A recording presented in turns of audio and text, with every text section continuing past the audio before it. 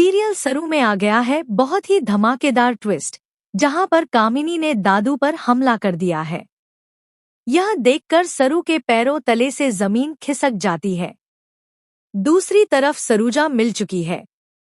अन्नपूर्णा और चंद्रकांत उसे देखकर हैरान रह जाते हैं, क्योंकि वह हॉस्पिटल में एडमिट है। लेकिन यह सब हुआ कैसे?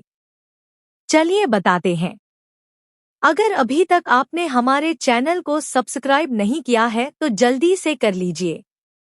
आने वाले ट्विस्ट में आप देखेंगे कि सरू यह पता करने की कोशिश करती है कि पार्टी में बम किसने लगाया था। वह दुकान तक पहुंचती है जहां से बम खरीदा गया था।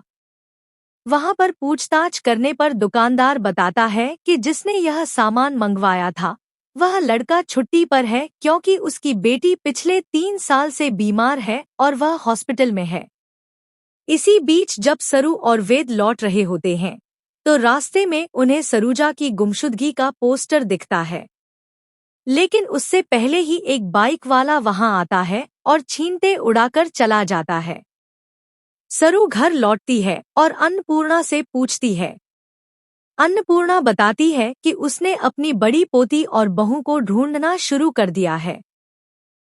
उसने न्यूज़पेपर और मीडिया में खबर दे दी है कि वे गुमशुदा हैं और जो भी उनकी जानकारी देगा उसे 50 लाख रुपए इनाम मिलेगा। यह सुनकर सरू भी हैरान रह जाती है कि 3 दिनों में अपनी पोती को ढूंढना है। तभी सरू कहती है कि एक बार पूजा करके देखते हैं, भगवान सबकी सुनते हैं। इसके बाद सब पूजा करते नजर आते हैं। तभी अन्नपूर्णा के पास फोन आता है। फोन करने वाली कहती है, मैं आपकी पोती हूँ। यह सुनकर दादू शॉक्ड रह जाते हैं और सोचते हैं कि उनकी पोती तो सरू है, तो फिर फोन किसका आया? इसी बीच सीरियल में बड़ा ट्विस्ट आता है। असल में सरूजा हॉस्पिटल में होती है और अन्नपूर्णा को यह सच्चाई पता चल जाती है। वह तुरंत हॉस्पिटल पहुंच जाती है। जैसे ही चंद्रकांत सरूजा को उस हालत में देखता है वह भी हैरान रह जाता है।